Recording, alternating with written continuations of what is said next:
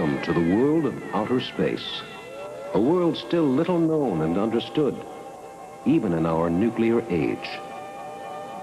What you are about to see is the beginning of a voyage through space and time, a voyage which reaches from a launching pad at Cape Canaveral to the most distant star in the heavens.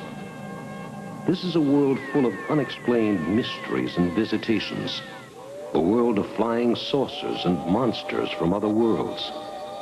It is a world of science, of fact, and fiction, a world of reality and incredible fantasy. After decades of research, man has finally conquered the moon, and Mariner, the unmanned space probe, has landed on Mars. But what about other space programs?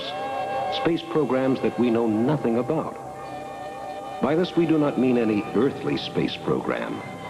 We speak of visitations from beyond our world, by creatures from other planets.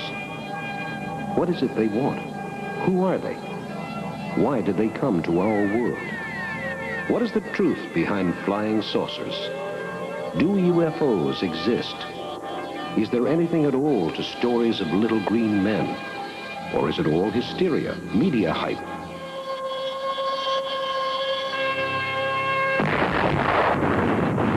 Sightings which can easily be explained away as weather balloons, terrestrial aircraft, or other natural phenomena. Watch now as we strip away the clouds of deception surrounding the current UFO controversy. Is there life on other planets? Find out now in UFOmania.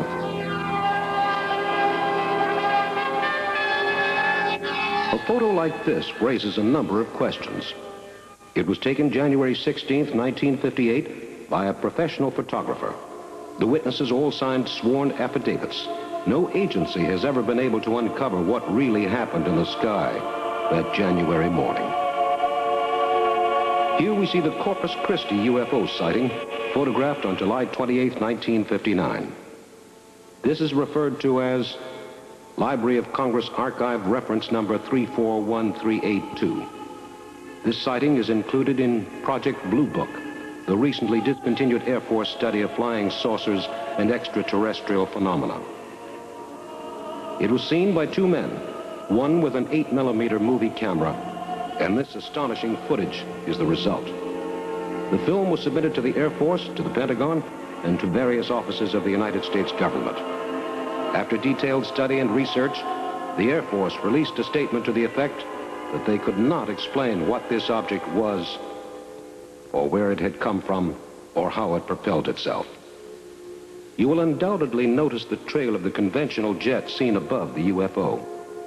This jet established visual contact with the UFO and chased it for some miles. However, the object continually eluded the pursuing plane. Except for this filmed record, there was no other photographic evidence, since the pilot did not have a camera.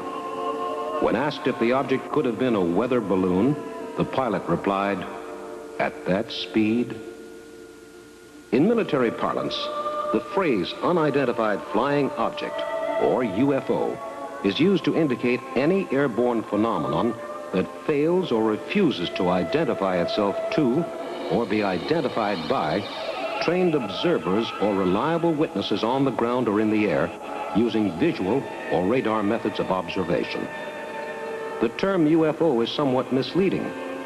It seems to imply that the unknown phenomena sighted is a solid material object, but many are not. The more dramatic phrase, flying saucer, is similarly misleading, because not all unknowns are saucer-shaped. Some, like the Corpus Christi sighting, appear as simple white dots in the sky, moving in irregular patterns, hovering, or sometimes simply standing still for long periods of time. However, since no one has been able to come up with a more accurate short term, the phrase sticks with us.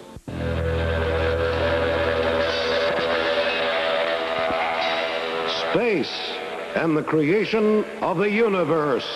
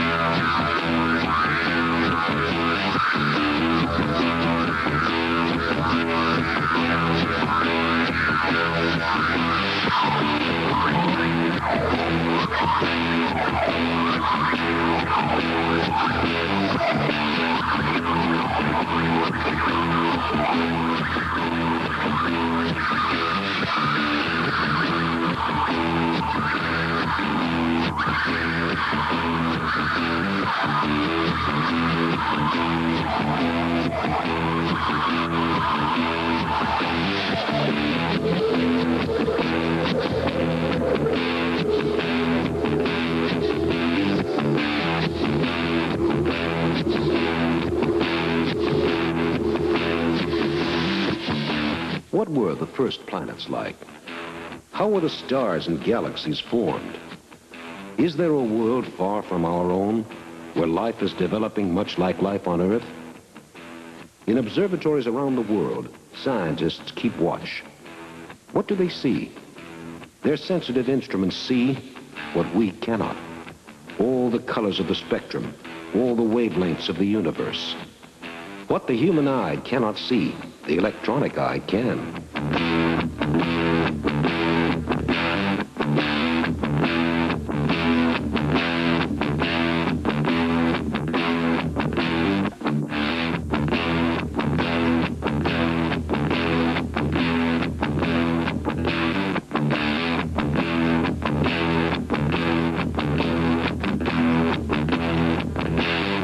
Scientists take telescopic infrared pictures of the sun, of Mars, of the moon, and from a space probe, even the Earth. These thermal maps of the planets aid in spotting warming and cooling trends in climate, in detecting underground streams of moisture, and may assist scientists in their search for life on other worlds.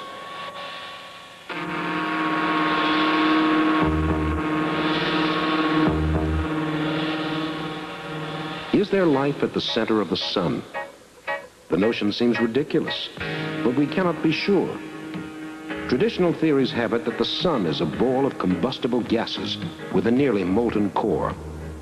But suppose that the sun has a solid, cool core, and it is only the outer surface, which is a gaseous mass, fueled by some secret tunnels from a source of propulsion near the center of the planet. Could not UFOs, if they could channel such an enormous source of power, live at the center of the sun and venture forth to explore the Earth? Although there is no basis in fact for this theory, the notions and beliefs that UFOs may come from the sun persist.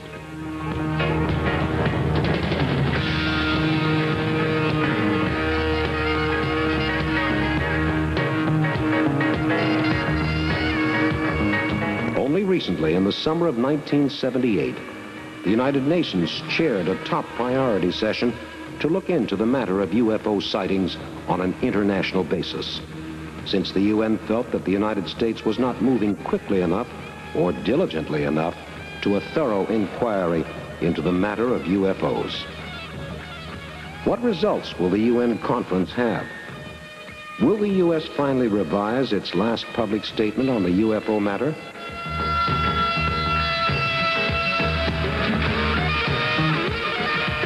Air Force investigators and scientists working for the government and the military have been able to explain away many of the sightings, more than 80%, as some sort of natural phenomena, misreported or observed under deceptive conditions. Some UFO sightings, however, the ones we are exploring here, have never been explained. UFOs have been known to hover, change direction, come from the left, and then zoom back to the right. They are also known to maneuver with a speed and grace completely unknown to our aircraft, seemingly impossible for something which is not steered by an intelligent life force. Are these UFOs, then, actually the ships which brought visitors from a faraway planet? What will happen when and if we have our first close encounter?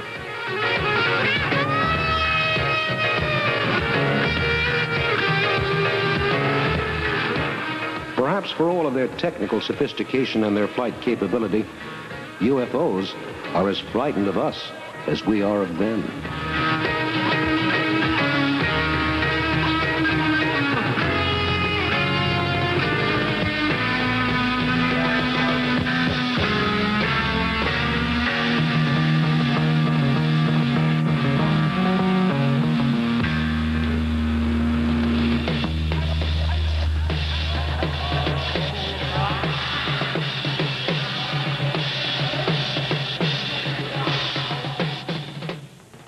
UFO was seen over New York on the 28th of July, 1952, by 3 members of an organization interested in UFOs. One of the observers snapped this photo while the object reportedly remained immobile in front of them. This picture was taken on an Air Force base on September 19, 1957, to introduce the public to a then new type of jet. Look in the upper right corner, and you will see what this frame blow-up reveals. A UFO sighting which greatly embarrassed the Air Force. This is obviously not some freak weather phenomenon, but a solid object. At the Miyako-jima Observatory in Japan, the night shift was on duty one evening making routine observations of the night sky. Suddenly, one of the observers noted something unusual in the telescope, something which should not have been in the normal nighttime sky. The 23rd of January, 1957 was just like any other night, until they saw, hovering over the observatory, this small bright object in the night sky, moving erratically. The observers rushed out to take these two stills of the object. They submitted the stills to the Air Force for confirmation. Again, the Air Force found it to be completely inexplicable. While there has been no proof of any kind that this is an actual spacecraft from another planet, the fact remains that this particular sighting revealed a movement pattern in the UFO which is hard to reconcile with any known aircraft or natural phenomena. These time-lapse, multiple frame-printed films taken of the same UFO that night show that the object moved in a highly peculiar fashion, not at all like any conventional aircraft. What do you think it might be? The government has already had its chance to explain this particular sighting, and it finds it cannot. What is your explanation?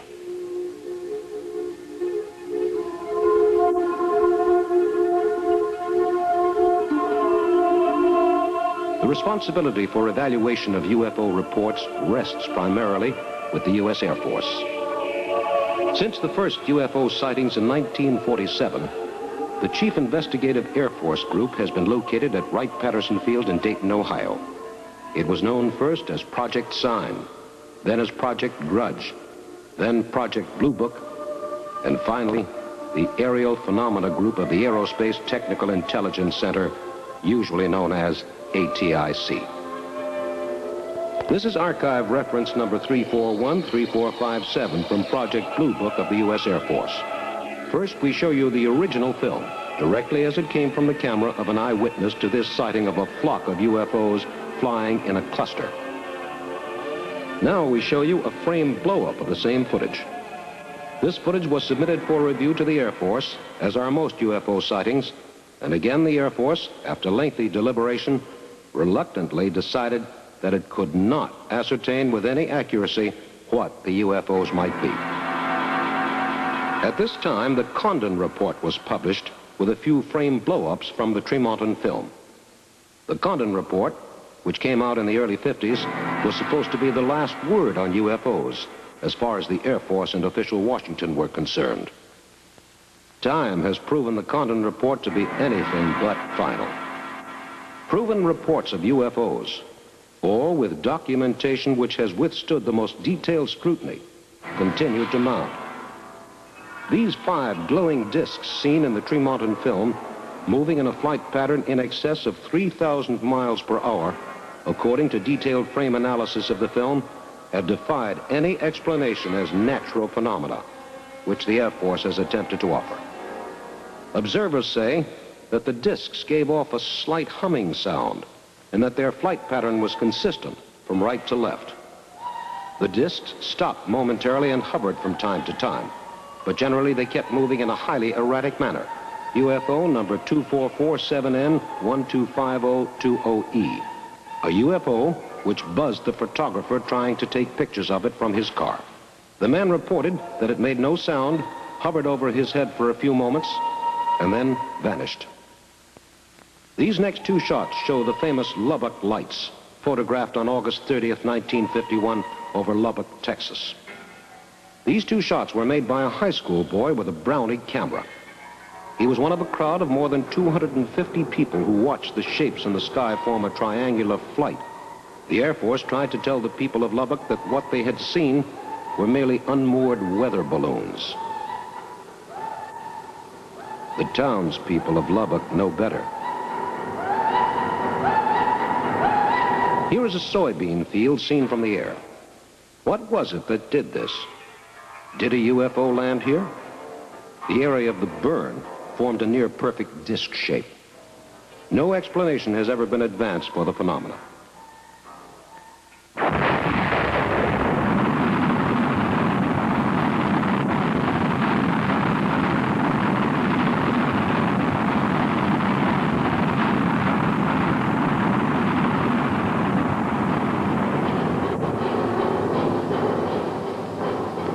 Man takes off for the moon.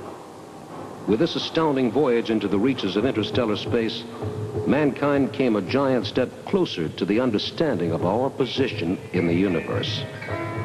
For the first time, man looked down from the moon to the Earth, instead of looking up at the moon from the Earth. For the first time, man could get some idea of what he would have to do in order to conquer space. The desolate landscape of the moon offered a forbidding welcome to the first space travelers. First, man sent probes to pave the way for later manned explorations. Such unmanned probes will pave the way for the exploration of Mars at a later date, probably by the mid-80s. In his voyage through space, man will have to be guided by the movements of the planets, the stars, and the navigational charts, which his amazingly accurate remote control instruments and space probes send back to him. When we touch down on a foreign planet, many thousands or even millions of miles away, what will we find? These actual telescopic time-lapse pictures give a glimpse of the universe as it really is. From these reports, we can begin to get some idea of how to explore the universe and what possibilities the stars may have in store for us. Who can tell what the future may bring? And when at last we do land on a foreign world, looking up at the planets visible in that world's sky, what will we have discovered? What will we know about other worlds, other life forms, and about ourselves? Will we be able to accept our true position in the universe? Look, what's that bright object moving through space? Is it another planet, or a star, or a comet? Or is it perhaps a spaceship from another planet, seeking a wider world to explore and to conquer?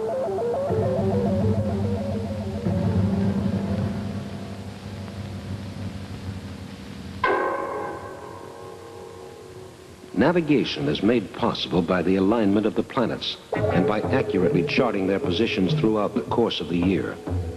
Once man finds the actual positions of the planets, he can chart his way at least through our own solar system. Our space probes send us back information about the solar system. It adds to the rapidly increasing fund of knowledge we already have. The design of the solar system, with planets rotating about the sun, is known to every schoolboy and girl. But the subtleties of the arrangement, the precise distances and speeds of planets, the gravity, the cycles of movement, they are all still being researched. And our own solar system is expanding daily. Only recently, Pluto was discovered to have a new moon, which no one thought had existed before. Every day we learn something which we did not know. Maps. Maps of the universe, maps of the moon and the planets. These are the tools with which we will find our way through the universe. Observational satellites take thousands of pictures, which scientists back on Earth piece together for a composite map of the planets. And they are fantastically accurate. Already the moon has been mapped, and the space probes continue their constant search for life on other worlds.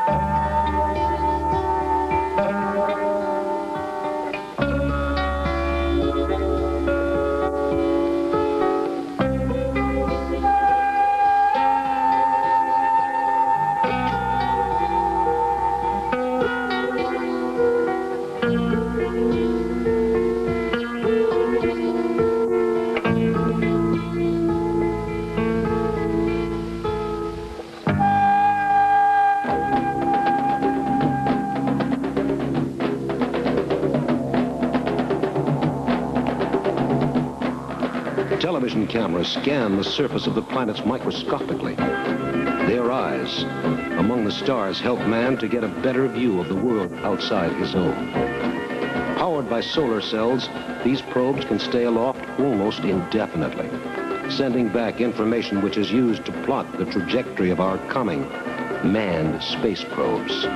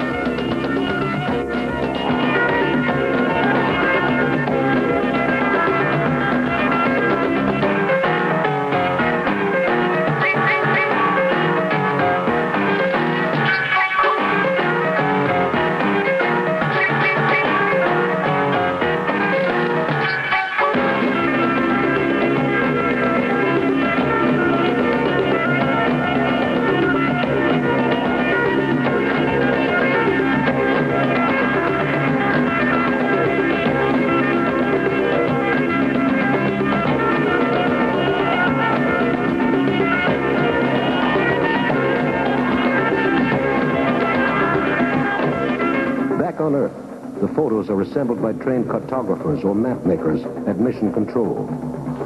All of this research so that one day we can touch down without fear on a world 1,000,000 miles away, knowing just a little bit about what we may find.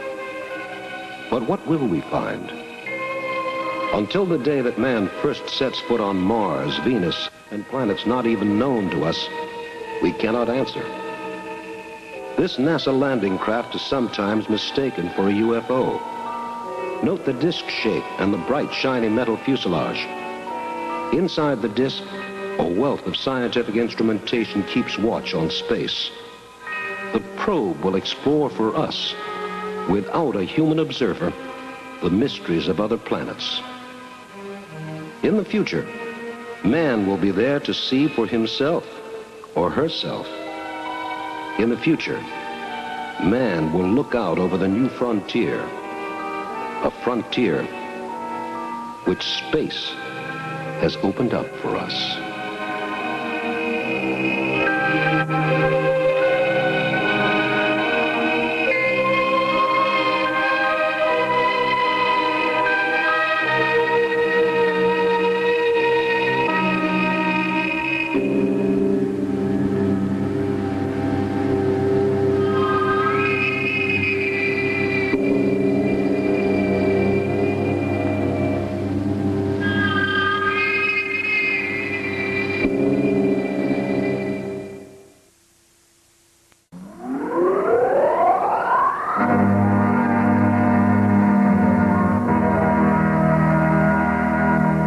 This simple pattern of lines and dots represents the way in which the solar system itself is organized. But the true organizational pattern of the solar system eluded man for quite some time. Man thought that the Earth was flat and that the sun was not the center of the solar system. In earlier times, man thought that the Earth was the center of all the other planets, and that all the other planets, including the sun, revolved around the Earth. Those who tried to prove otherwise, men like Galileo, were persecuted as heretics and sometimes paid with their very lives for such beliefs. Today, man uses sophisticated instruments such as this telescope to tell him more about the mysteries of the universe. But why must we wait? Why not now? Blast off with us, then, for a trip beyond the moon, beyond the stars, and into the far reaches of outer space, to the Red Planet.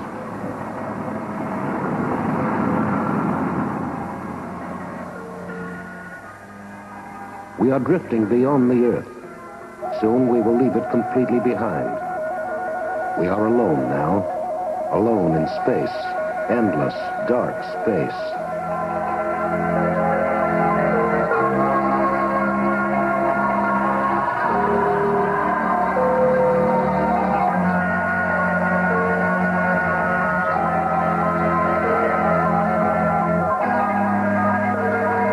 In Inside, our ship is a maze of electronic instrumentation.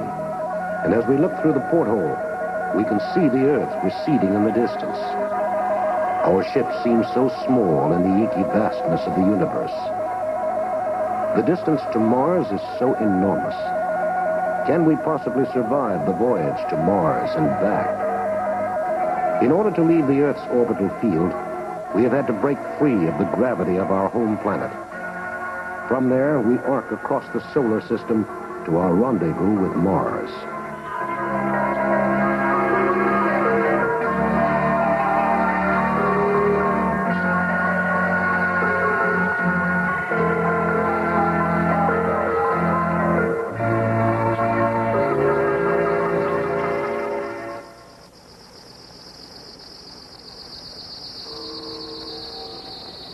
As you can see from this diagram, just a slight miscalculation would send us spinning off into the vastness of space, to be lost forever among the stars. We would never again see the Earth. We realize that our lives depend upon accurate navigation.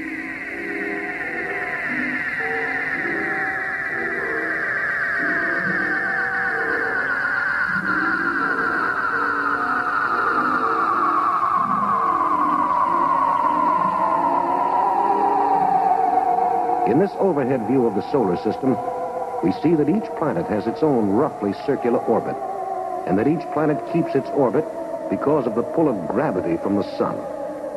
Were this solar gravitational pull removed, our home planet would go spinning off into the black void of space, to certain doom and destruction.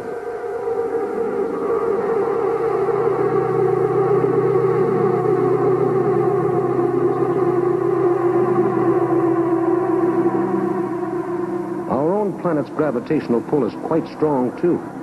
And in order to leave our home, our rocket ship must achieve a speed of 66,000 miles per hour as it leaves the Earth's atmosphere.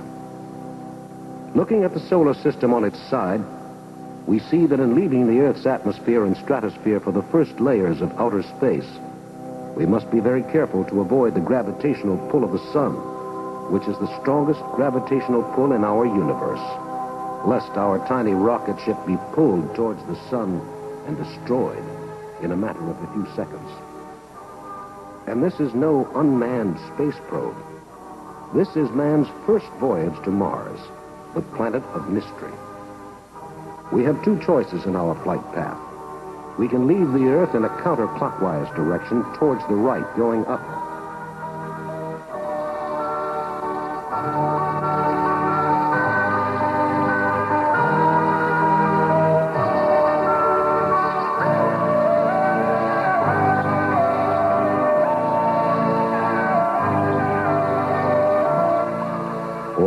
In a counterclockwise direction going down towards the left. Either way, we must escape our Earth's gravitational pull and align ourselves with the orbit of our objective, Mars.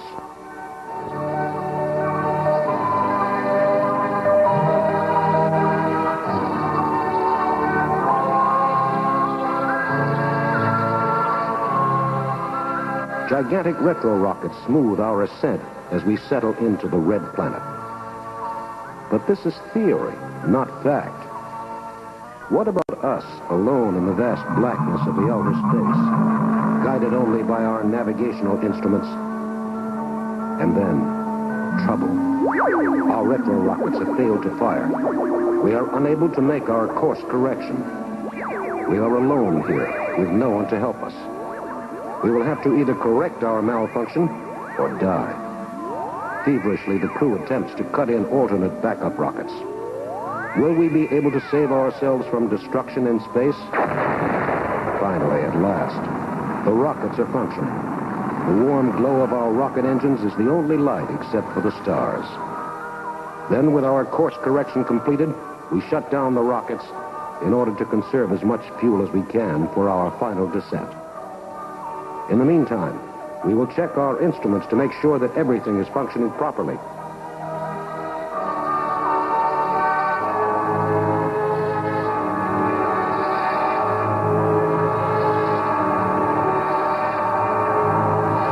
Our rocket ship is guided by the same principles with which sailors of old piloted their own ships across the seas. The sextant aboard our ship, although electronically capable of instantaneous navigational calculations, operates exactly the same way as the sextant Christopher Columbus used on his pioneering voyage to another new world. Now, this same ancient yet modern instrument guides us on a voyage to our new world, Mars. If we can gauge our distance from a particular planet or star using the sextant, we can figure our position in space by triangulation. No matter how far we are from Mother Earth, we will always know exactly where we are in space.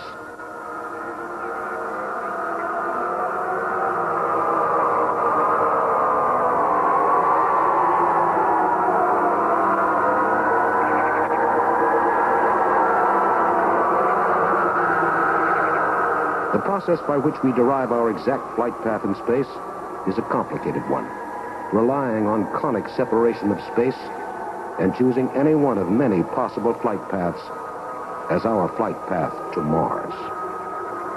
Sailors of old had to perform all these complicated calculations by hand. But in space, we do not have time to stop and figure out these things in simple arithmetic. 1 second's delay could mean death. Therefore, we rely on the ship's computer.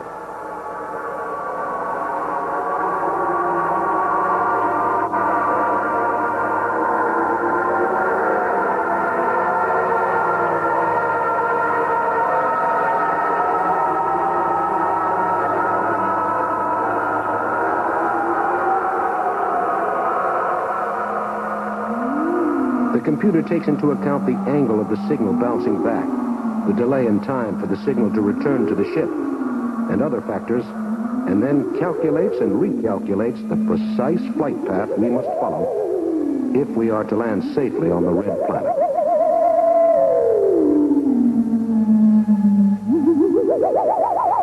The readout screen, with its constantly changing numeric instructions, is what tells us that the computer is functioning properly and that we are on course.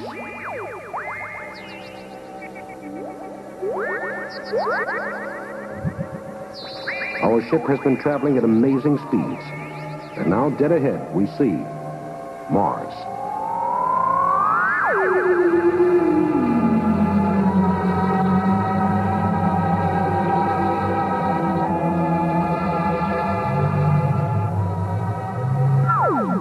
Is there life on Mars?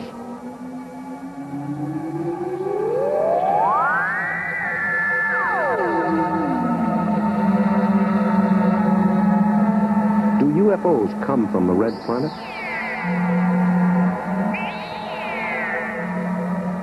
Perhaps someday, when this fictional voyage of ours becomes a reality, we will know the answer for certain.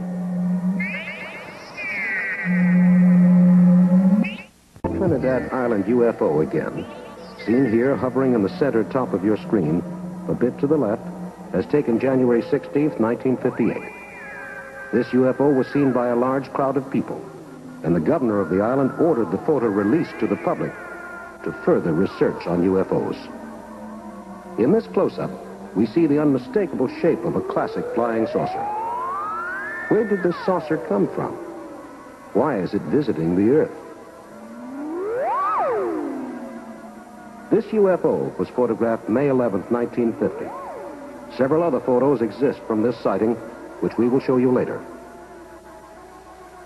The Air Force again could offer no explanation, and they can find no trace of photographic tampering with the picture.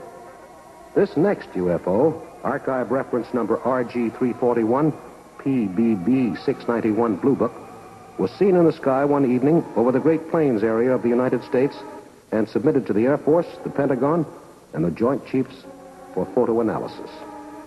This was done, and again, no trace of trickery or any logical explanation could be found.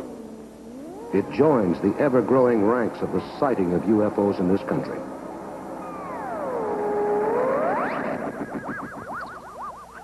This is the Montville, Ohio UFO, photographed on November 6, 1957. Archive reference number RG341, PBB482. These photos from the National Archives offer two views over an Ohio field of an object which, again, neither the Air Force, the Pentagon, nor the Joint Chiefs could satisfactorily explain. There was no flight traffic in the area at the time, and there had been no weather balloon launchings in the area for over 2 years. This next UFO, archive reference number 341 PBB 460, was taken in the Midwest in 1965. Submitted to the government, they added this photo as well to their growing collection of unexplained aerial phenomena. This rock fell to Earth January 1949, and since then, no one has been able to explain either the origin or the composition of the rock. And these pictures in the National Archives, as part of their UFO collection, attest to the inexplicability of this object. What is it? Is it a piece of moon rock? Is it a piece left over from an alien spacecraft? Where does it come from? No one has yet been able to answer these questions. This UFO, photographed in the Arizona desert in September 1959, part of the National Archives, number RG341PBB473 Blue Book, is seen here in 3 views to give the object added contrast. Again, the photo was submitted for detailed analysis by all government agencies. And in the absence of any plane or other aircraft being in the area at the time, and in view of reports of the astounding speed of the object, no one has been able to come up with a conclusive explanation. No photographic trickery could be detected. It enters the archive files as a genuine case of an unidentified flying object. And so the search for UFOs continues.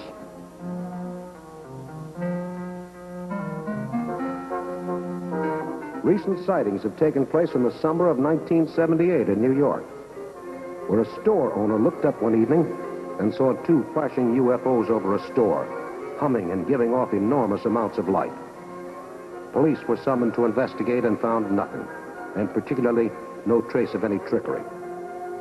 The store owner said that he had not believed in UFOs up until that evening, but that now he believed. When the police and news reporters scoffed at this story, the man replied, "I'm not asking you to believe anything. All I know is what I saw, and you can do what you like." Is this the voice of an unreliable witness, a crackpot? Judge for yourself.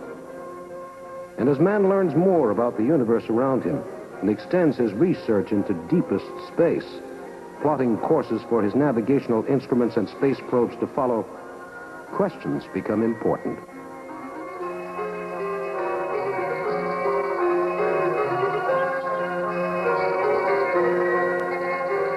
Does the moon affect cycles of UFO sightings?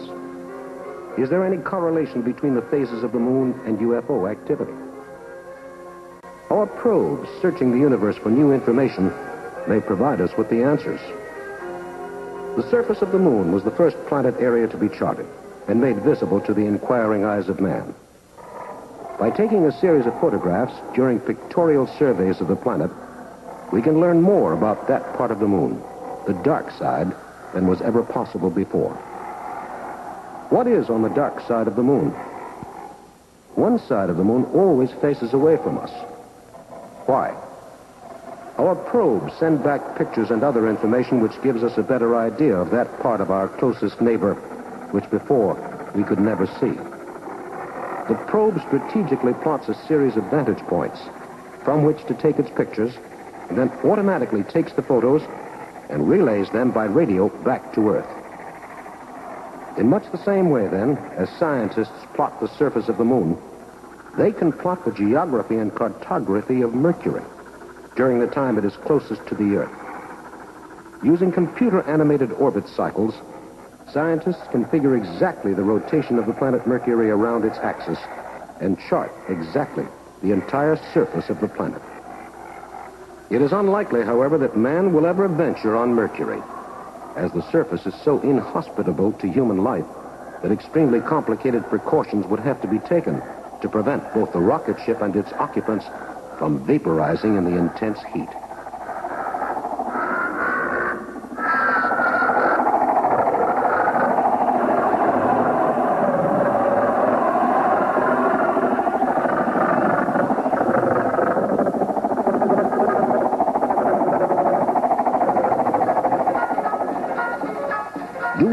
UFOs come from Mercury? At this writing, it seems highly unlikely. Here is the Yonkers, New York UFO sighting, March 19, 1957, during which a routine home movie suddenly turned into an important document in the continuing UFO controversy. Suddenly, the sky was alive with dozens of objects, some of them obviously birds. But the others? There is an eagle flying in the center of the screen. But what are the other objects in the sky? This is Blue Book number ARF 341761. Whatever these objects are, they are apparently not of earthly origin. Again, there was no traffic in the vicinity at the time of the sighting, and other explanations based on natural phenomena that were advanced proved to be completely unsatisfactory. We offer several framed blow-ups of this footage to help you decide for yourselves. Again, this footage was submitted to all government agencies, together with affidavits and eyewitness reports describing the sound of the UFOs as terrific.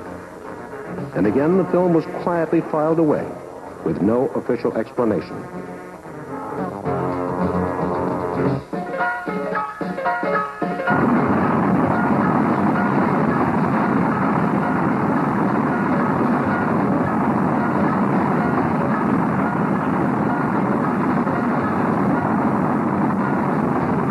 Man's eyes in outer space, our guardians in the solar system. Across the vast infinity of the universe, past meteor belts, and through 1,000 dangers, these silent sentinels keep watch over the skies. Is it possible that UFOs are the unmanned, computer-operated drones of an advanced civilization? Our gigantic radio telescopes keep watch on the skies, monitoring for the faintest sounds of alien intelligence. It would take many centuries for our radio signals emanating from the Earth into deep space to reach a foreign civilization. Will they answer us back? Out in space, our lonely instrumentational outposts keep watch, scanning the fog-shrouded mysteries of other planets in search of some clues that would enlighten us on the mysteries of UFO activity.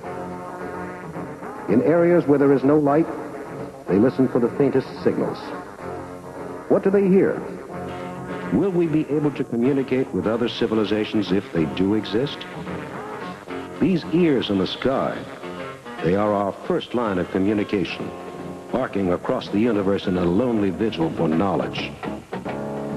Are other planets trying to communicate with us, sending out signals that we may someday pick up and decipher? On their lonely journey across space, our communications monitoring stations will send us the answer. And we wait patiently for the knowledge that we are not alone.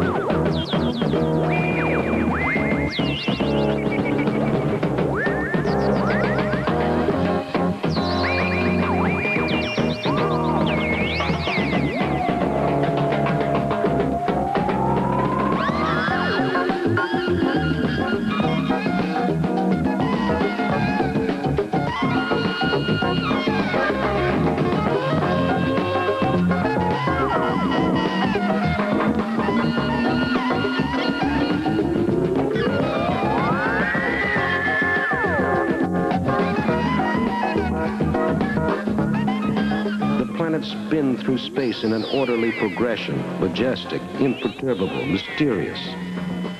What mysteries do they hold? What secrets can they unlock for us when we know more about them? What is out there beyond the planets, beyond our solar system, beyond the universe, the ever-expanding universe as we know it? Luminous bodies floating through space. They have not yet told us their whole story, a story which we are only now beginning to unfold and understand.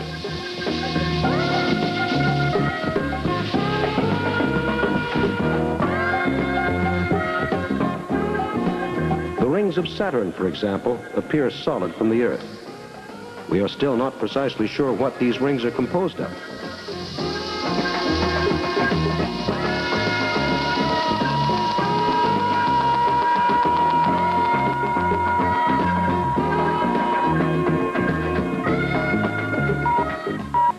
It is probable that the rings are meteor belts containing hundreds of thousands of small planetoids orbiting in a gigantic luminous cluster around the home planet.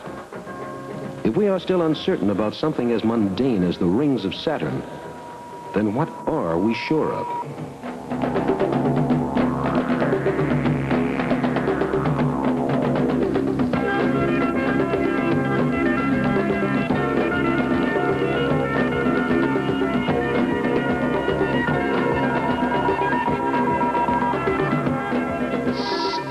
Communications satellites will tell us more about the mysteries of the planets and the universe around us, and the moon. What is happening on the moon, our nearest neighbor? Yet we know so little about it.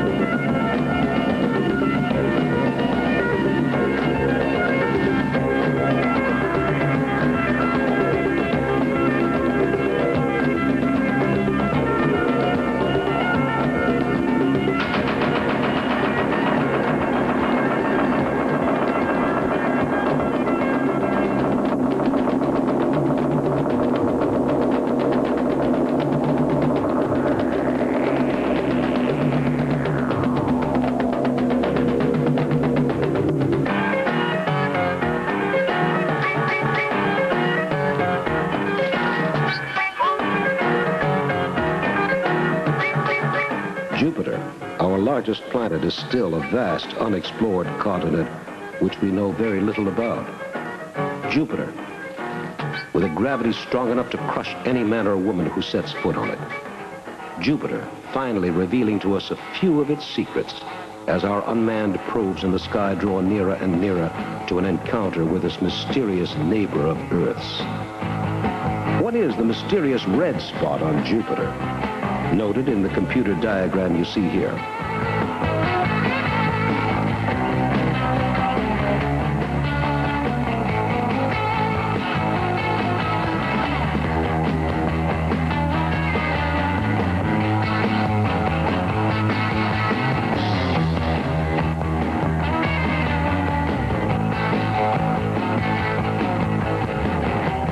The many millions of miles the probe must cover to Jupiter would be impossible for any man to withstand in our current technology. But the probe does it easily. Then the probe sends us back information by radio, which will help us to better understand our universe.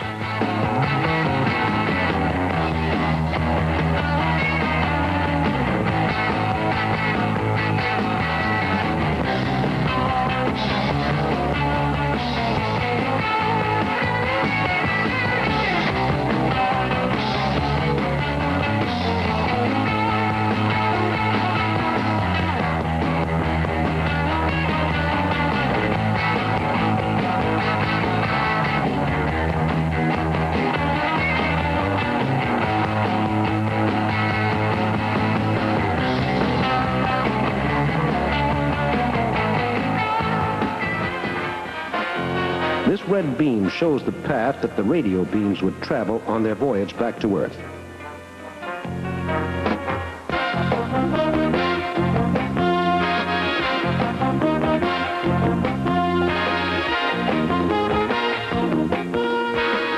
And this schematic diagram gives some idea of the enormous complexity involved in such a venture.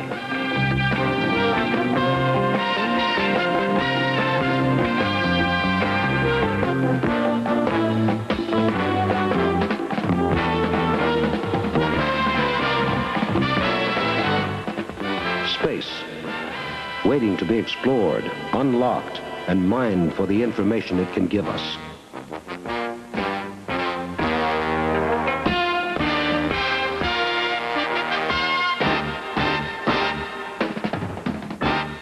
Man is fragile, like a flower. And though our galaxy seems endless, it is really just a small part of the continually expanding universe.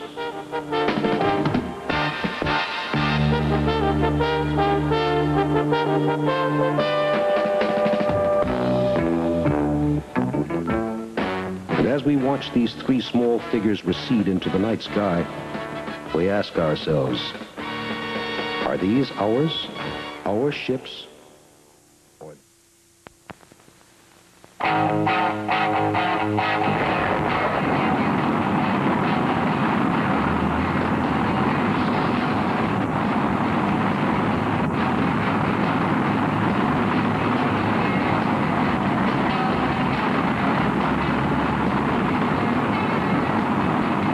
How will man travel to other planets? What sort of ship will he use? Will he use a conventional rocket or something more sophisticated, something yet to be designed?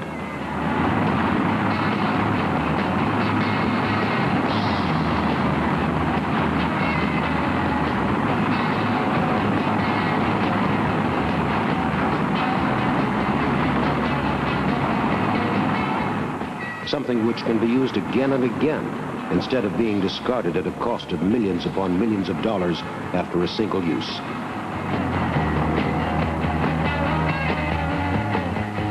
The space shuttle, undergoing final preparations here at Cape Canaveral, is one answer our government offers to the ongoing question of UFO technology.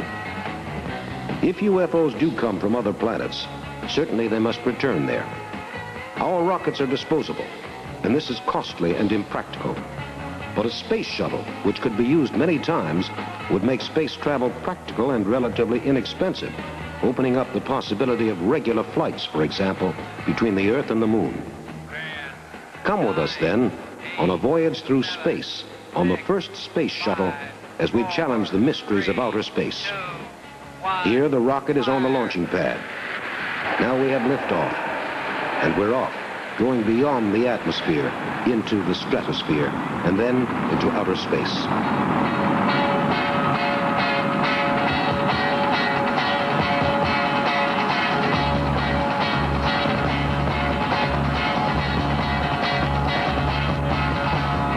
The first stage boosters fall away as we continue onwards into space.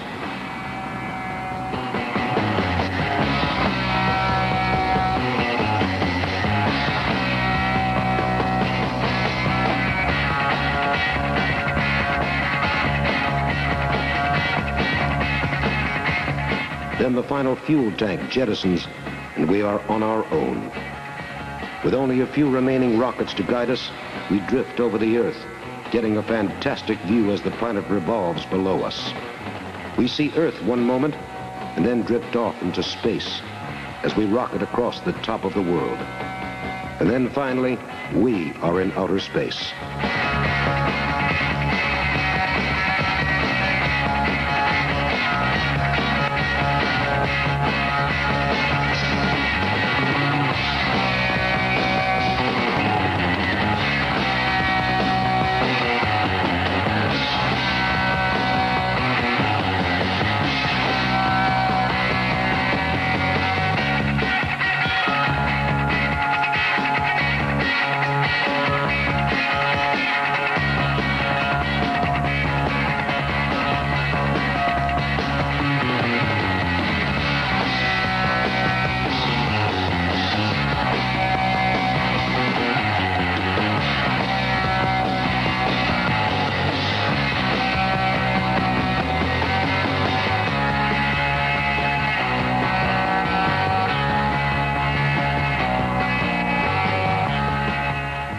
The doors of the shuttle open up.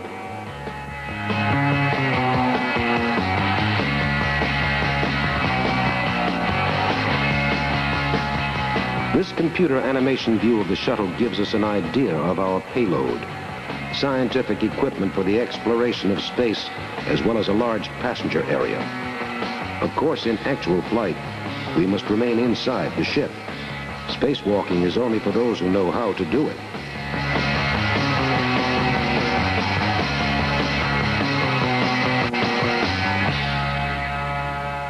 The ship is capable of great maneuverability in space and can change direction and correct its course at the touch of a button.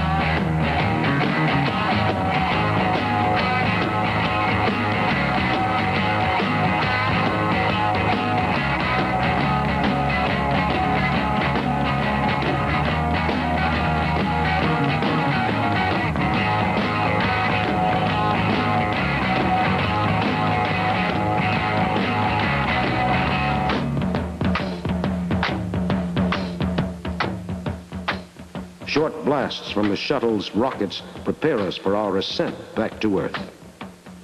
This has been only a trial run, with no planet as our objective.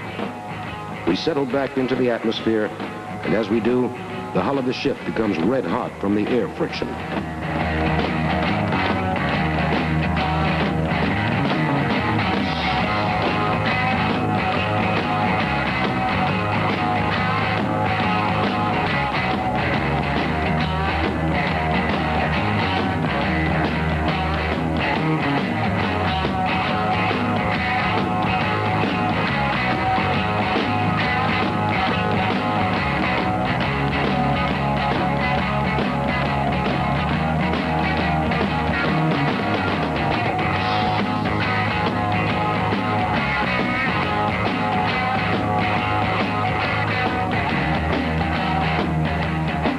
Soon we are back among the clouds of Earth.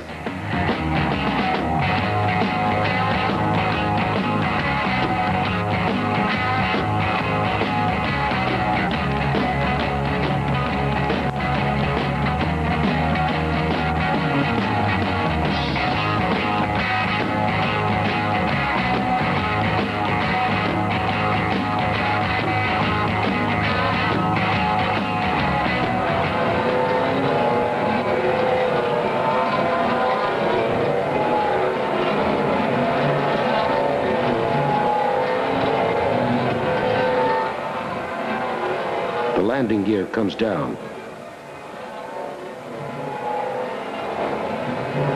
That's it ahead, the runway. We are approaching the Earth at terrific speed. The ground is coming up almost too quickly.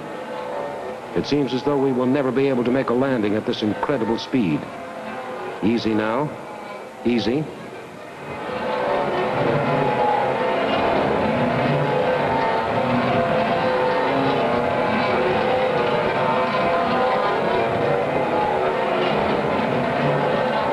There's the center line, just a bit lower.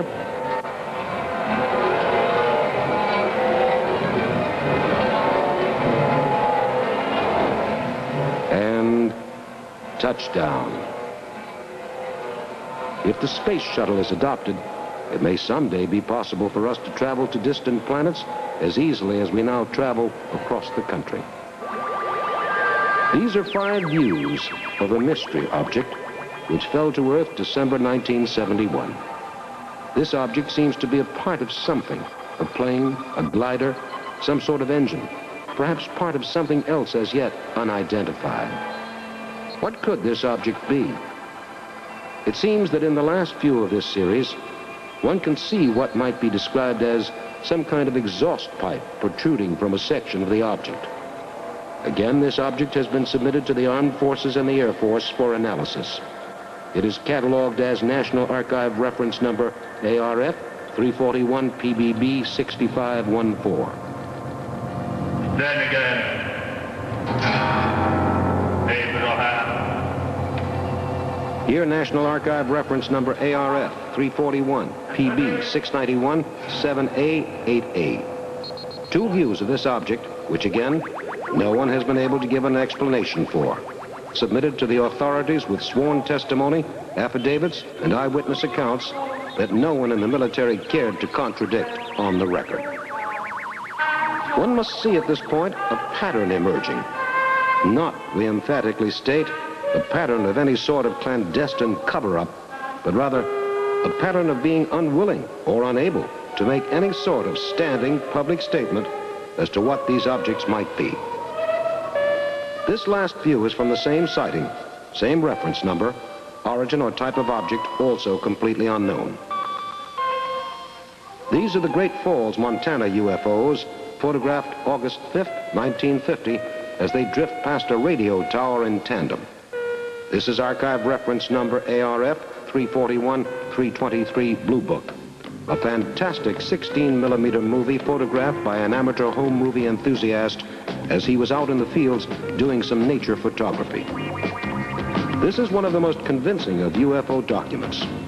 It has been the subject of countless hours of research and numerous attempted explanations, none of which could explain away this astonishing piece of footage.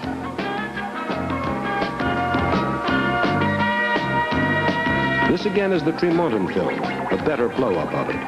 This was photographed July 2nd, 1952, and archive reference number ARF 341-347-7 Blue Book applies to it.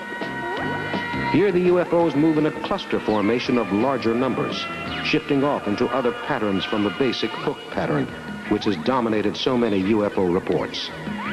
Again, this sighting was accompanied by eyewitness reports and sworn testimony. A note should also be made here that the government has more than 20 hours of actual sound recordings of UFOs in the National Archives in Washington, D.C. But they seem difficult to get hold of for some reason we could not discover. Here is another amazing piece of motion picture film photographed in Champaign, Illinois on June 7th, 1960. This is archive reference number 341-554. Watch the UFO drift down from the top left-hand corner of the screen to the lower right-hand corner in this slowed-down version of the original sighting, blown up 5 times.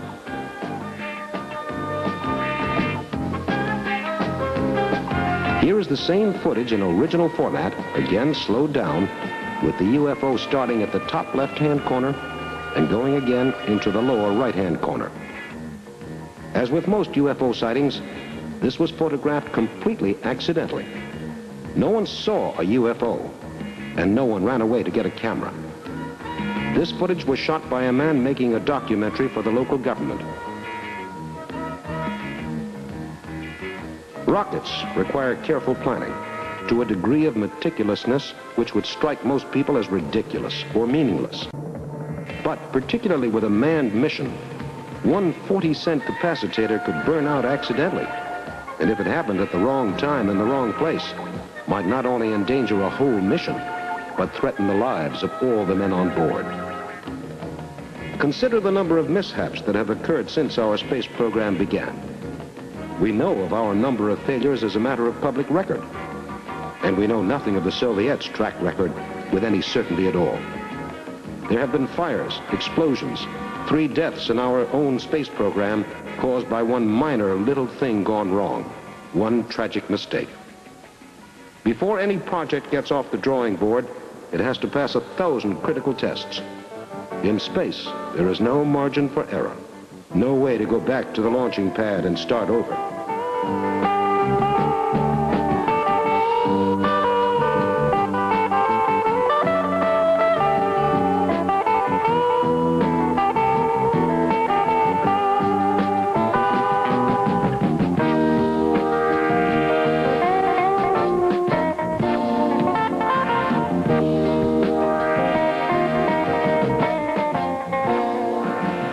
When your backup tanks fall away, you are locked into space for the duration of your flight. You are alone in space, and re-entry is a difficult and dangerous matter.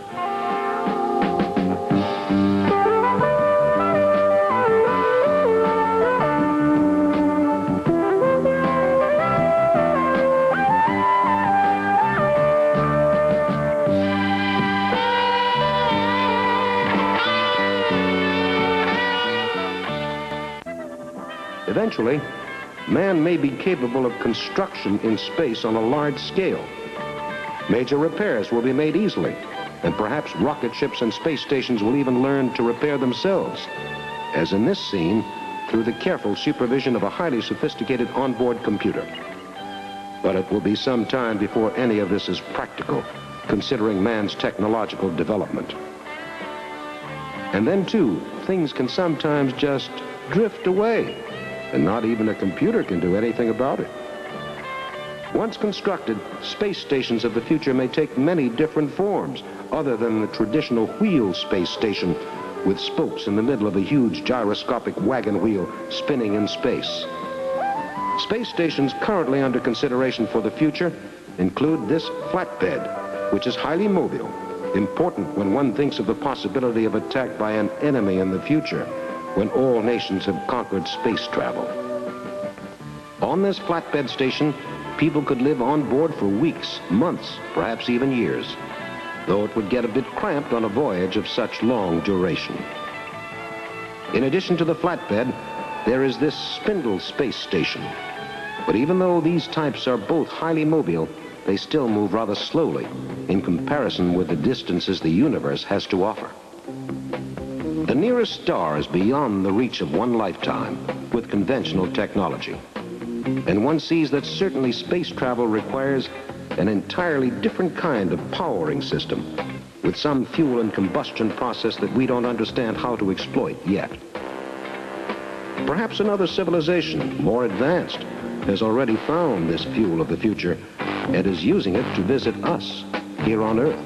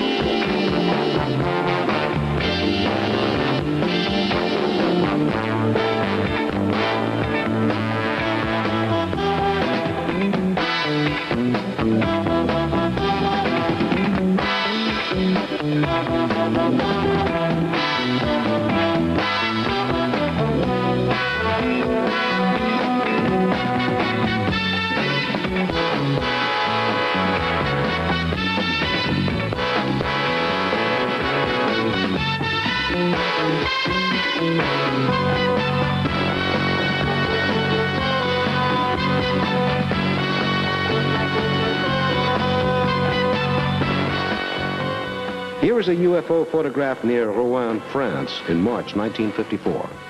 This was seen by a large crowd of French farmers and local officials who rushed the pictures to the French military authorities. However, some saucer sightings do seem to be open to skepticism.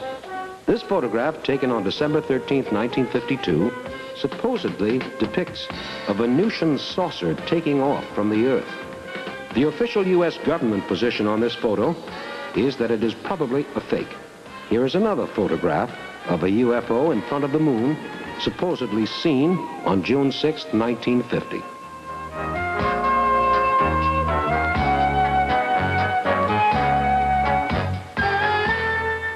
Here is a final photograph, photographed supposedly on December 13, 1952. Many people have noticed the similarity between the underside of this saucer and the underside of a standard infrared chicken brooder. Decide for yourself.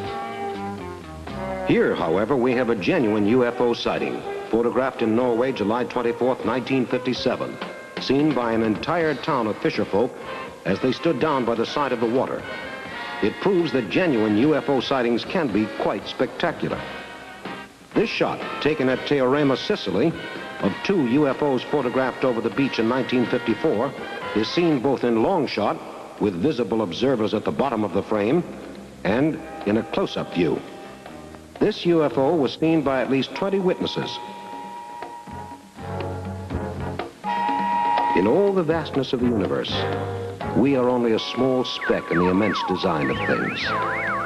What other civilizations out there might be waiting patiently for us to be able to visit them? Perhaps alien civilizations feel that until we have mastered the uses of nuclear power for peace, we are not fit neighbors in the universal community and are waiting to see whether or not we will destroy ourselves and all that our civilization has created for thousands upon thousands of years. If we do destroy ourselves before we have mastered the art of space travel, we may be denying ourselves the greatest adventure mankind has ever been offered. This question is for us to decide and to do something about before the question of UFOs becomes completely academic. For out in the stars, there must be many other races and civilizations waiting for us to join the world of interplanetary relations in that hopefully not too distant future, when mankind is ready to live in true harmony with all his neighbors. Somewhere in a corner of space, someone could be waiting. There also is the existence of a secret CIA report from the early 50s, which takes the form of an official, top-secret inter-office memo to all key command personnel. The directive states that, the Condon report to the contrary, the CIA felt that UFOs probably did exist and might indeed pose a real threat to U.S. security. To release this information, the CIA felt, would be risking an epidemic of nationwide panic. The Condon report, you will remember, was the official U.S. report issued in the early 50s, over 700 pages long, with many, many photographs which can be found in most college libraries in the United States as the official U.S. position on UFOs. Looking closely at the book, however, one is struck by the fact that there are many more admitted fakes included in the photographic illustrations than there are real, authenticated ones, a few of which the Condon book does reluctantly reprint. It should also be noted that the sound recordings which the National Archives holds on UFOs were largely recorded under circumstances of impeccable security on U.S. Air Force bases by U.S. Air Force personnel and were accompanied by the sworn testimony of key Air Force military brass. These tapes are often an hour long for a single sighting, indicating that the sightings must have been of extraordinary length. Oddly enough, only in one case is there any accompanying photographic materials. Here is the Great Falls, Montana UFO, photographed on black and white 16mm film on August 15, 1950. National Archive reference number 341, 323, Blue Book. Notice the erratic motion of the dot, typical of many UFO sightings. Again, this UFO report was submitted to the Air Force and all authorities who, after detailed scrutiny, pronounced it a genuine UFO sighting.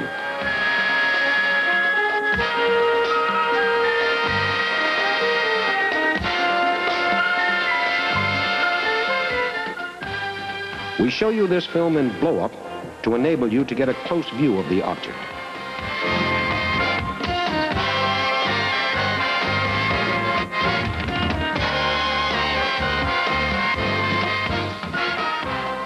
Now we show you a UFO sighting by military personnel under conditions of the tightest security, which took place at Luke Air Force Base, Arizona, March 3, 1953.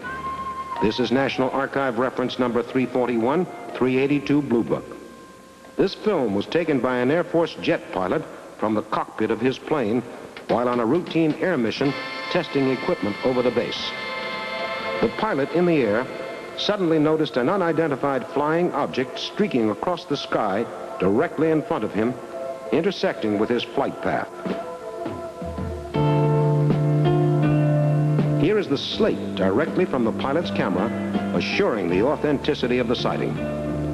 When this film was shown to stunned military brass, not long after the pilots returned to base, they merely passed it on to higher authorities without comment. The top Air Force brass pronounced the sighting genuine, and it joined the secret Blue Book file. Authorities estimate the object at between 50 to 100 feet across, of undetermined origin, and moving at a very, very high rate of speed. It left a trail and appeared to be jet black. Eventually, the jet had to give up chase, or the pilot would not have had enough fuel to return to base. Subsequent analysis of these films has only deepened the mystery. In this sequence, We offer motion picture footage shot in Osceola, Wisconsin on July 29, 1952, with a camera whose magazine unfortunately seems to have jammed. Despite this flaw in the recording, the film offers a clear view of a disc-like object moving from right to left across the center of the screen, which we show here first in the original footage and then in slowed-down, blown-up format.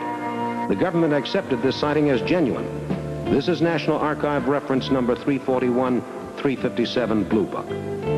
The saucer moves directly towards the camera, momentarily obscuring the camera lens almost entirely.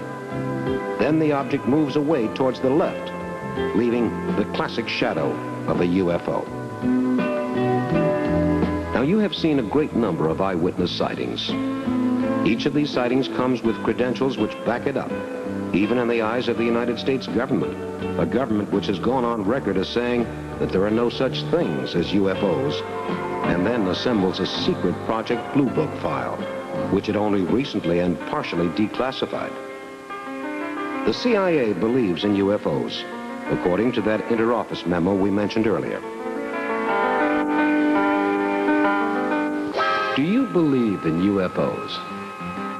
If not, what do you believe in?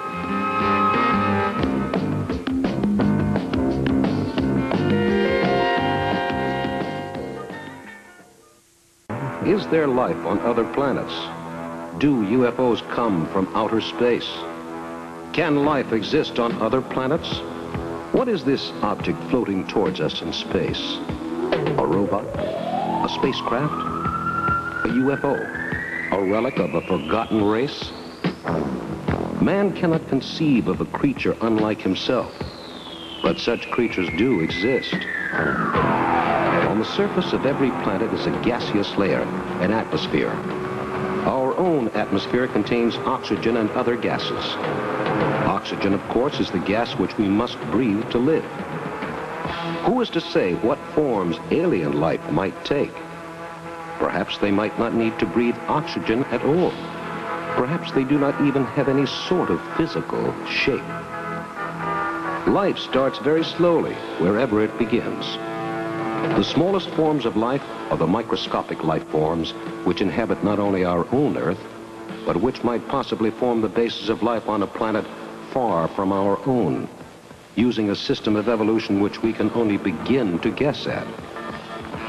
The sun is a necessary part of life as we know it. Can life exist on other planets without the sun's warming rays?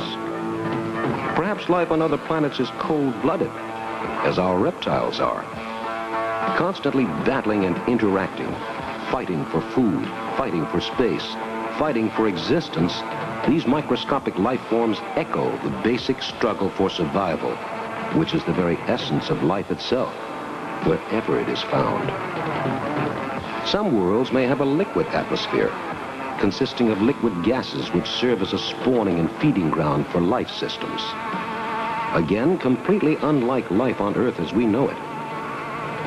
Who can say what form life may take, or what life may exist beyond the reach and scope of man's feeble imagination?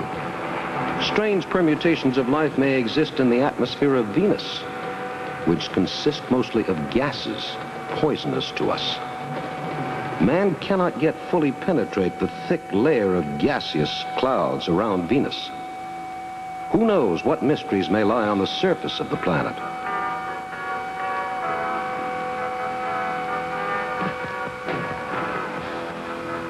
Here we see two extremely primitive life forms exchanging food. It almost looks as if one were feeding the other. Now we know that life this simple is no great physical threat to life on Earth. But what of a plague from outer space?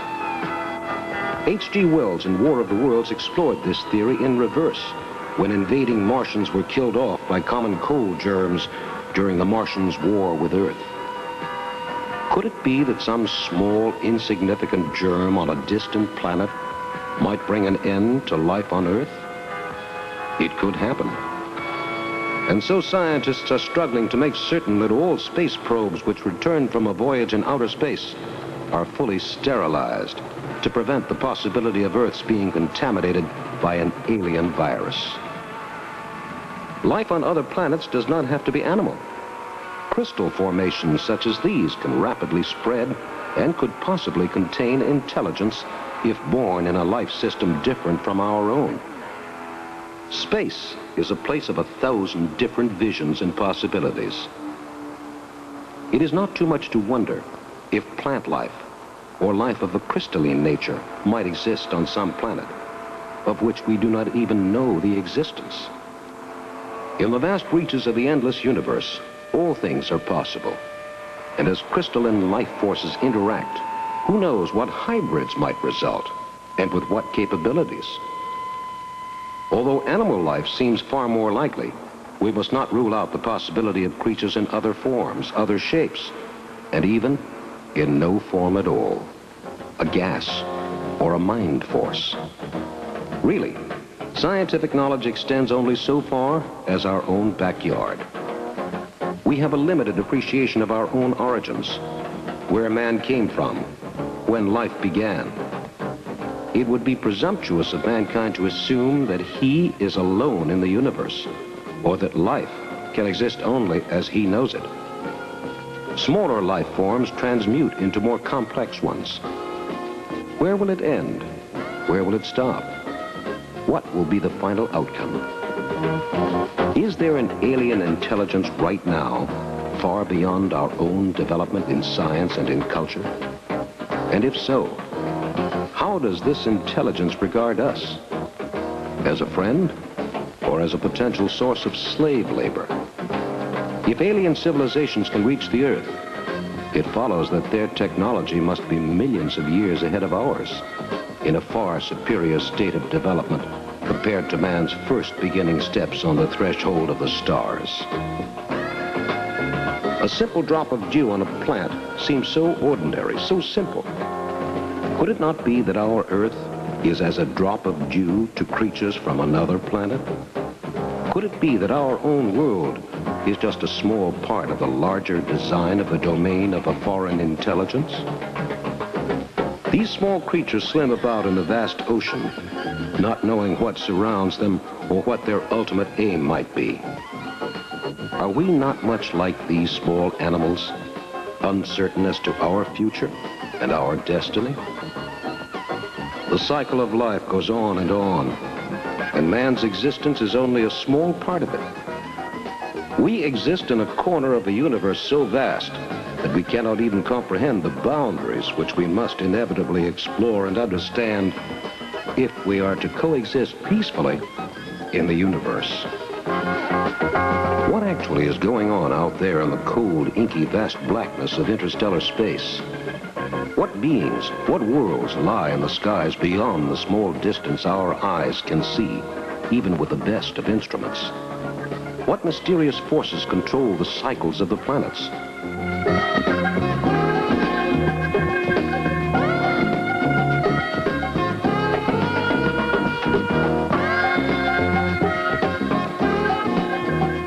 Things have appeared in our skies which suggest that other civilizations from distant galaxies have already solved the problems of spaceflight and are successfully visiting us while trying to remain out of sight. Are they afraid of frightening us? Do they feel that man's limited intelligence is not yet ready to comprehend the mysteries of life on other planets?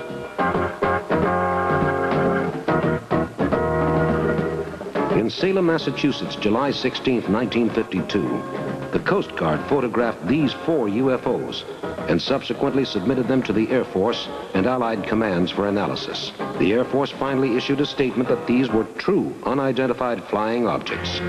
This UFO was seen from an airplane while traveling at an altitude of 25,000 feet. This photo was submitted for verification to the Air Force, which can find no explanation for it, but is unwilling to come out and classify the object as a definite UFO sighting. These 6 UFOs were seen from the Andreev Observatory in Czechoslovakia and submitted to the U.S. government for their verification. As of this writing, the U.S. government has not yet responded to the question of their authenticity. This UFO was photographed in 1957 in Wisconsin. We present 2 views taken less than a minute apart of a silvery disc-like object floating above some pine trees. These photos were taken one morning during the course of a family snapshot session. Although the U.S. government does not formally accept these photos as genuine, they have been accepted by NICAP, one of the most widely respected UFO research organizations in the country.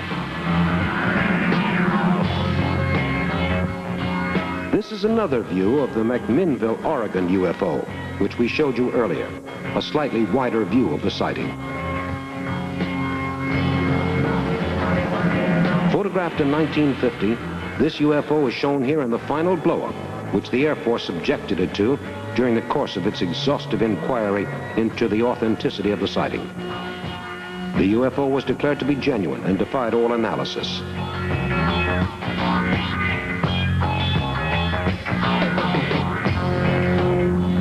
This next UFO, photographed in Moline, Illinois in 1967, was submitted to the Air Force for their examination after it appeared in the sky before a crowd of over 50 people, all of whom gladly offered their sworn statements as testimony to the veracity of the sighting. This is the North Pacific UFO sighting, so called by no less an authority than Condon. On page 472 of his final report, Condon shows this photograph and admits that he can find no explanation for it.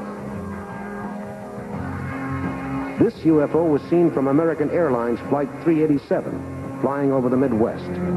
Again, even Condon, in his final report on the progress of Project Blue Book, could not explain this object away, and he reprints this photo in his final report. In the vastness of the universe, it seems more than likely that some other form of life exists. Why should Earth be the only populated planet? Man knows now that the sun is the center of the solar system. But what is the center of the universe? Where does the universe begin or end? Did the creation of the universe take place in a big explosion, as proponents of the Big Bang theory would have it? A tremendous cataclysmic explosion unleashing enough energy to start a universe with life and a sun and plants and trees? Perhaps twin explosions brought the universe into being. First as a bright red cloud of gas with a white-hot center, cooling into something, then exploding again and metamorphosing into a planet over eons and eons of time. This could have been the origin of our moon, a planet that burned itself out after centuries of volcanic activity. And what of the origin of Earth? Where did life first come from? How was man formed and woman? Every faith has its own version of the story of creation, and science cannot decide for itself on any one theory to explain our presence in the midst of the galaxy. Because after all, size is relative. In the true universe, a universe we can only guess at, we may be as small as the center of a carbon atom, and the entire Earth may be just a speck in the midst of the cosmos. Who can say for certain where life comes from? What forces form the planets? And what are the limits of the universe? Are we truly the only inhabitants in all of the vastness of space, sending out emanations forever into the inky silent blackness?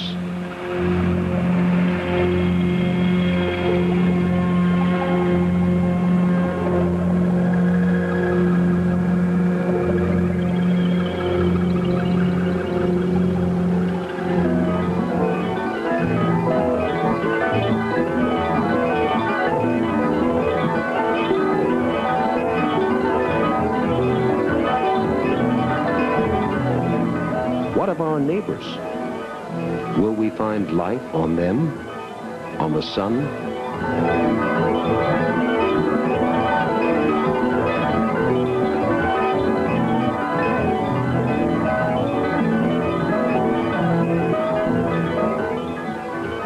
Round and round we spin at the center of a controversy we struggle to understand when we still know so little about ourselves.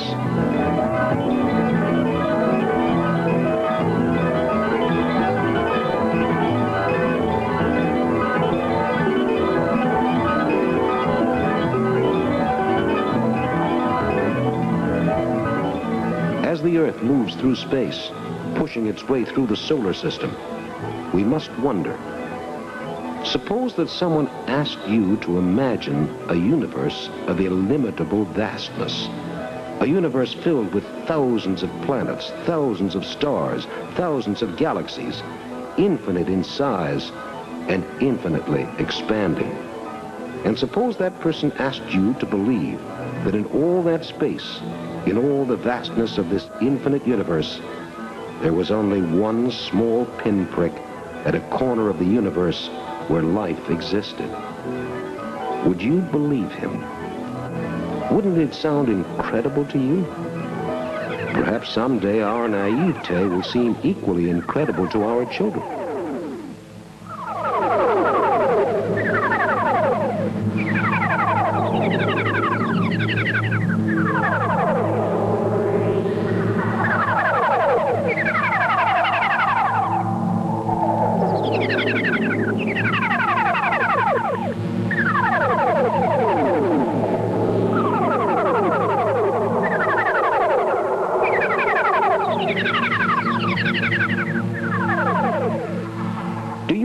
UFOs?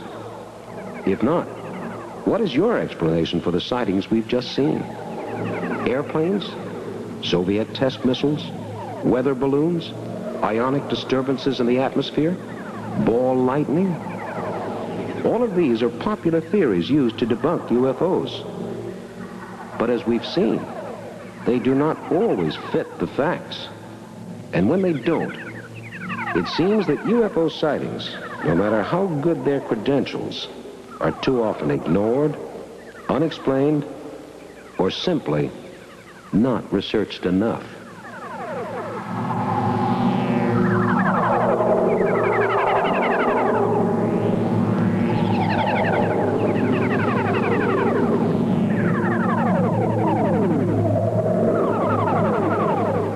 We have saved the most astonishing documentation until last. This is the Santa Ana, California UFO, photographed on August 3rd, 1965. These three views taken by a highway inspector show the UFO hovering in front of his truck, seen through the windshield and side window of the truck's cab. Nightcap and the government both have subjected these photos to extensive analysis, along with sworn statements in the matter. This is one of the handful of photos which has been declared authentic by NICAP's photo advisor. No one has ever come forth with any proof or evidence of trickery, and indeed it appears that faking these photos was entirely beyond the capability of anyone but a professional photographer. NICAP estimates that these pictures show a UFO about 20 feet in diameter, hovering about 75 feet in front of the truck. The highway inspector has stuck to his story for more than 13 years. These photos remain some of the most convincing UFO stills in existence.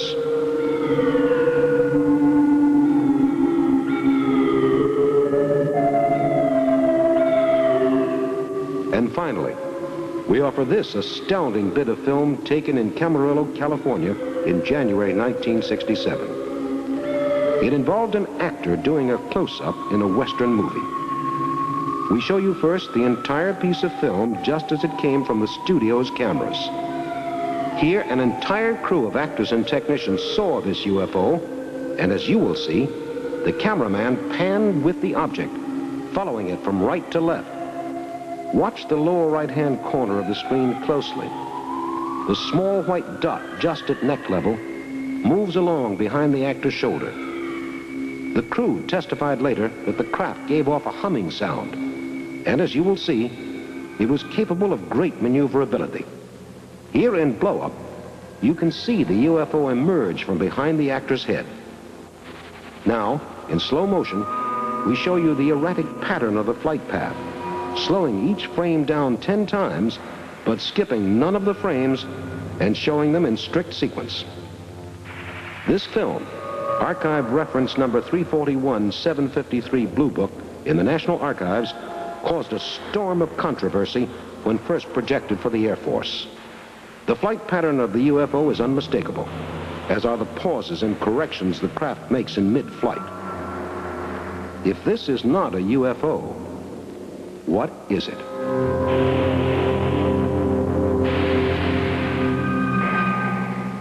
As one becomes familiar with the wealth of material in the field of UFO research, and familiar too with the way the research of that material has been handled, one becomes increasingly frustrated with the refusal of our government to do anything more than simply catalog these reports and then continue as if nothing had happened. The enormous number of authenticated UFO reports increases daily, yet nothing concrete seems to be accomplished. The recent UFO committee sponsored by the UN may be an enormous step forward in UFO research, as it catalogs hundreds of new reports constantly arriving from every country in the civilized world. Until such time as UFOs are taken seriously and not confined to members of the lunatic fringe, the mystery surrounding them will continue to deepen. Do UFOs exist? Are there things in the sky which we cannot explain or understand? Our own government admits to the existence of UFOs. The CIA believes in UFOs. Do you believe in UFOs? Teng Mu was a Chinese philosopher. In the 13th century, he wrote, "Heaven and earth are large, yet in the whole of space they are but as a small grain of rice. It is as if the whole of empty space were a tree, and heaven and earth were one of its fruits. Empty space is like a kingdom, and heaven and earth no more than a single individual person in that kingdom. Upon one tree there are many fruits, and in one kingdom many people. How unreasonable it would be to suppose that besides the heaven and earth which we can see, there are no other heavens and no other earths." The question remains, is there life out there? Either there is or there isn't. And either prospect boggles the mind.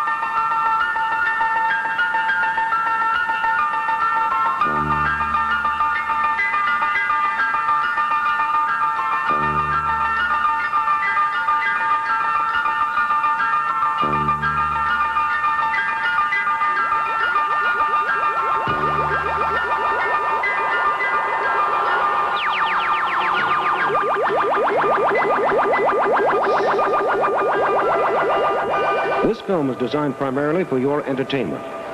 Although the producers have taken every possible precaution to ensure the accuracy of materials and other documentation used in this motion picture, the producers bear no responsibility of any kind for inaccuracies, irregularities, or other errors in the claims and cases discussed herein. The theories presented in this film with regard to UFOs or life on other planets are either those of eyewitnesses, researchers, or the producers, and no claim to other authenticity or validity of these theories is either made or implied. Affirmative. Telemetry and launch condition. Affirmative. Missile and internal DC. Affirmative. Pressurization complete. Affirmative.